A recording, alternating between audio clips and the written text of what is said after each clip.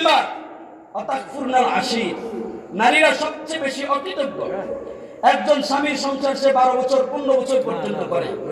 12 বছর 15 বছরে যখন স্বামীর কাছে যা চাইছে স্বামী তার মন মতো তাই দিছে। 10 বছর 15 বছর পরে স্বামীর কাছে যা চাইছে স্বামী দিছে, হয়তোবা তার মন মতো হুবহু ওইভাবে দিতে পারে নাই, টাকার অভাবে কিংবা সময়ের অভাবে হুট করে বলে ফেলে 12 বছর 15 বছর তোমার সংসার করে সুখ কি জিনিস জীবনের চোখে দেখলাম না।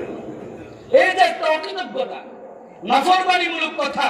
আল্লাহ রাসূল বলেন এই কারণে নারীরা সবচেয়ে বেশি জাহান্নামী।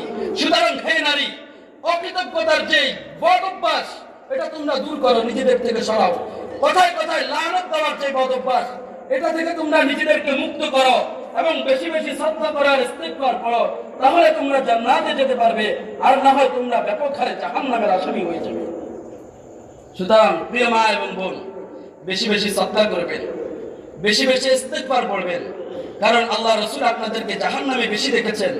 যেই কারণে বেশি দেখেছেন সেটা হলো বেশি লানত করা, এটা থেকে নিজেকে হেফাজত করবেন।